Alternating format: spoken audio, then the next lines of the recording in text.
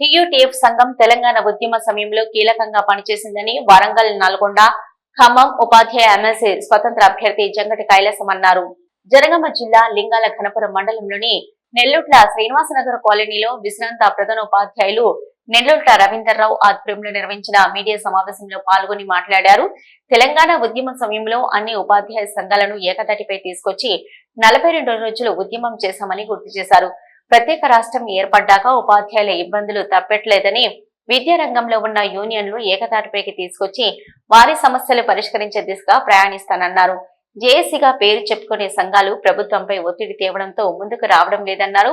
విద్యారంగం ప్రక్షాళన కోసం మొదటి ప్రాధాన్యత ఓటు తనకి ఇవ్వాలని విజ్ఞప్తి చేశారు. అందుకోసమే ప్రత్యేకంగా ఈ యొక్క పత్రికా సమావేశాన్ని ఇక్కడ పెద్దలు రవీంద్రరావు గారి సారథ్యంలో వారి సహాయ సహకారాలతో ఇక్కడ ఏర్పాటు చేయడం జరిగింది.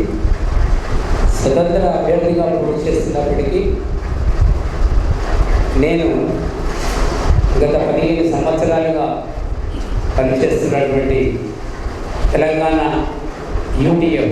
టీయూటీఎఫ్ తెలంగాణ ఐక్య ఉపాధ్యాయ ఫెడరేషన్ వ్యవస్థాపక ప్రధాన కార్యదర్శిగా పనిచేశాను.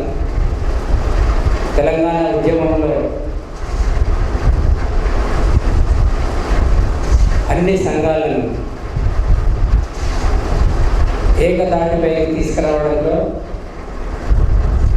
42 రోజుల సకల జనుల సమ్మెను సమర్థవంతంగా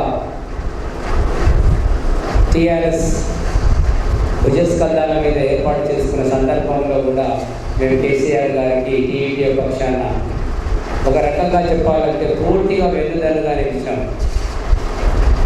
ఏపీ పేరుతో ఉన్నటువంటి ఉపాధ్యాయ సంఘాలన్నీ సందిగ్ధావస్థలో ఉన్నప్పుడు, డోలాయమాన స్థితిలో ఉన్నప్పుడు మేము తెలంగాణ అవసరం లేదని భావిస్తున్నటువంటి ఏపీ యూటీఎఫ్ నుండి విభేదించి టీయూటీఎఫ్ను ఏర్పాటు చేసుకున్నాం.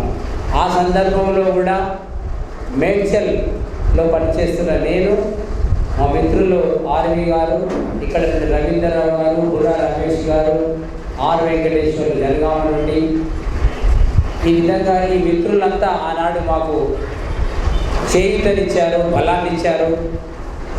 ఆ ఉద్యమాన్ని రాష్ట్ర వ్యాప్తం చేయడంలో టీయూటీఎఫ్ కీలకమైన పాత్ర పోషించిందని చెప్పుకోవడానికి నేను చాలా గర్విస్తున్నాను.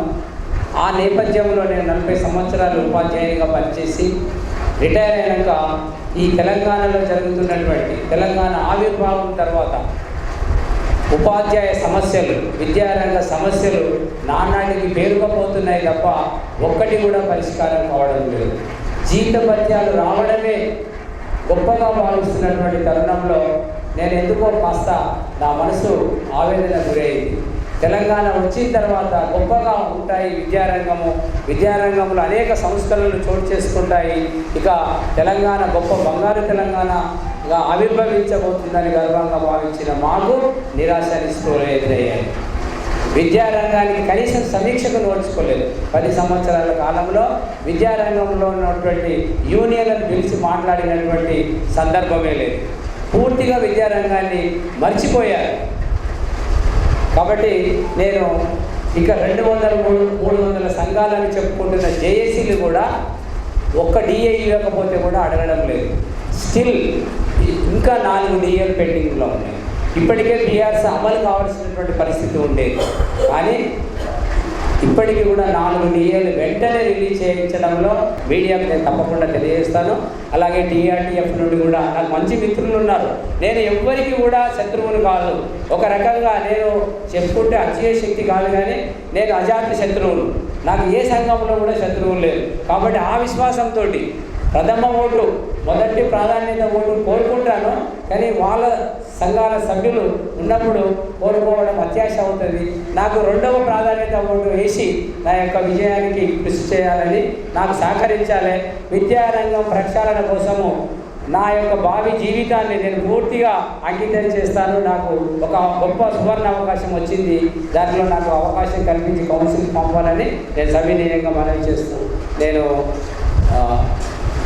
తెలంగాణ తల్లికి తెలంగాణ ఉద్యమానికి నేను ఎప్పుడు తెలంగాణకు నేను రుణపడి ఉంటానని తెలియజేస్తున్నాను. జై తెలంగాణ, జై టీయూటీఎఫ్, జై జై జై Jayashankar sir. Thank you sir, thank you.